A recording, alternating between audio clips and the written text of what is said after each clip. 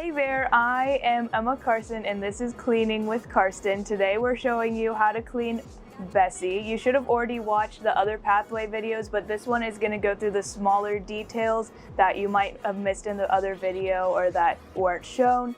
So let's jump right in.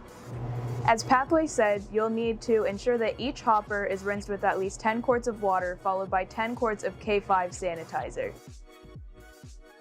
To make sure each side is clean, we would recommend scrubbing each hopper in between rinses,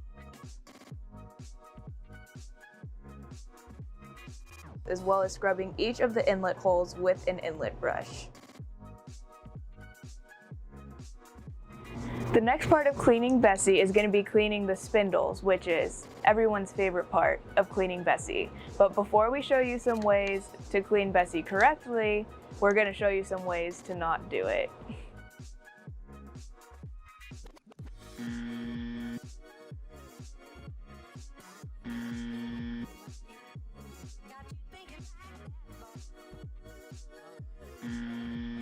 Did you know that this cup that holds your Bessie brushes actually has more than one purpose? The second purpose is for cleaning the spindles, which we're going to show you how to do right now.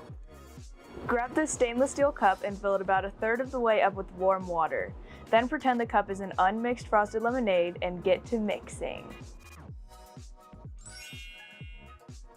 Now you've safely cleaned the spindles, so the next part is taking apart the ice cream machine. And please, I'm begging you, turn Bessie off before you take her apart.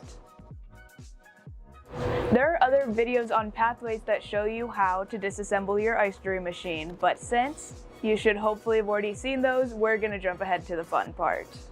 So what we're going to do is we're going to clean the drive shafts, which we found get a lot of buildup stuck through them. So in order to ensure the cleanliness of our ice cream, we're going to clean these every night. Fill the styrofoam cup up about halfway with hot water. Now scrub the inside of the drive shaft, rinsing the brush in the water between scrubs. Now that you've finished taking everything apart, before you go ahead and clean the inside pieces of Bessie, you're going to want to make sure that the outside of Bessie is looking her finest.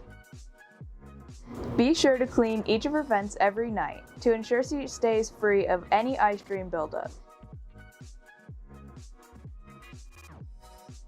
Now that you've finished cleaning the outside of Bessie, you're going to grab your pieces and your double-ended brush and you're going to head to the back to start cleaning. Okay, I've already cleaned some of the other pieces of Bessie, but we're just going to focus on these three pieces that are overlooked. Let's start off with the mixed feed tubes, and instead of just spraying them off, you'll want to take the larger sides of the double-ended brush and scrub the inside of the tube. This will ensure no ice cream is left over from the day. Now onto the gaskets. These fun little pieces have 3 different places where buildup can form. These pieces include the top, bottom, and around the sides. Use your sink sprayers to thoroughly clean all areas of the gasket.